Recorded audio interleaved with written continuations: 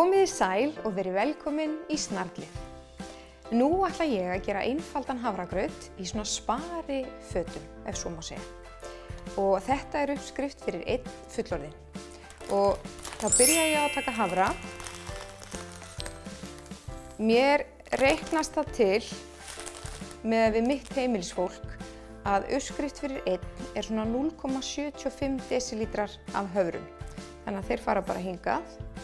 Og svo má maður velja eftir sem áður hvaða mjólk maður notar. Og ég nota mjög oft möndlumjólk, en nú ætla ég að nota þessa hér. Og það er svona 1 desilítri. Og nú kveiki ég bara undir. Það þekkja flestir hefðbundinn hafragraut. Sjálf átti ég oft hafragraut bara með smá sjávarsalti. Ok, ég lík því það eru örugglega bara verið venjulegt sjálft. En í dag myndi það vera sjávarsalt eða Himalaya.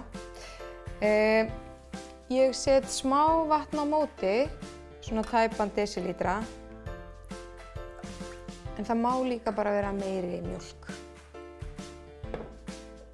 Ég set alltaf svona 3 dropa af stevíu til að fá svona smá sætu. En það þarf ekki, það er bara eitthvað sem þið ráðið alveg sjálf. Geymið stefíuglasið í kæli. Svo hitnar þetta saman í rólegheitum og ég ætla að setja hindber út í, það er alveg ótrúlega gott. Og það mætti vera hvaða ber sem er. Ef þið hefði tínt bláber þá er upplagt að setja smá bláber eða krækiber. Hér er ég með mjög góð bláber. Og þið muni, ef þið eruð að gera bara fyrir einn, ekki gera allt of mikið, þess að þá eruð þið að henda einhverju ótrúlega fínu hráefni. Reynið bara að búa til svona akkurat eins og þið haldið að þið borðið. Bláber.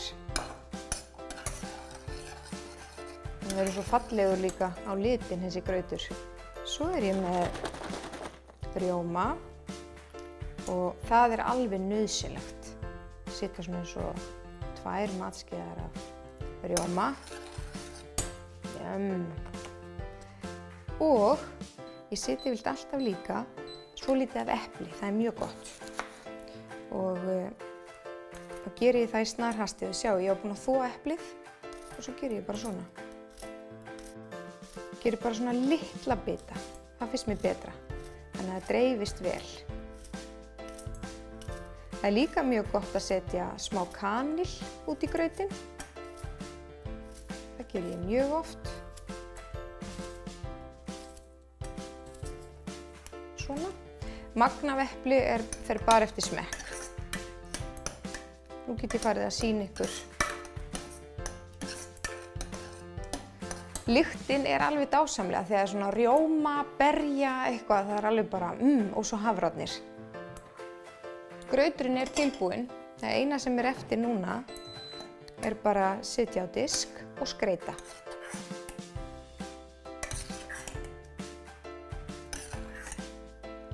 Svona. Svo er hægt að bæta við kannski pínu rjóma. Mjög gott.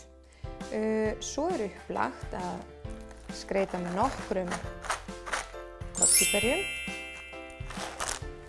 Þau eru alveg ótrúlega næringarík, meðal annars próteinrík sem er svolítið sérstakt fyrir ber og mjög rík af C-vitamíni. Mórber bragðast eins og karmelur. Það er líka mjög gott að setja nokkur mórber. Það þarf ekki mikið af því þau eru svo sæt. Það þarf bara pínu lítið og ég yfirleitt tek þau svona svolítið í sundur. Í staðinn fyrir mórber og gojiber mætti líka bara brytja niður banana og setja út á, ef maður vill hafa auka sætt. Af því að berin eru auðvitað súr, en ég setti 3 dropa af stevíu, þannig að það gefur líka sætu. Ég set alltaf hampfræ. Hampfræ eru alveg ótrúlega næringarík, alveg svakalegt magn af próteini og svo omega 3, 6 og 9 fitusýrur í svona alveg frábærum hlutföllum fyrir okkur. Þau eru rosa góð hérna fyrir húðina og ef maður er með eksem. Þau eru líka góð fyrir meltinguna og mér skilst að margir, jafnvel flestir sem eru með ofnæmi fyrir möndlum og hnetum, eða hnetum allavega, að þeir þoli vel hampfræin. og þær eru öll þessi góðu steinefni og járn og kalk og magnesíum og allt þetta sem maður er að spá í. Þannig að hér er þessi dýrindis grautur tilbúinn. Þvílíkt sælgæti. Nammi nam. Verði ykkur á góðu.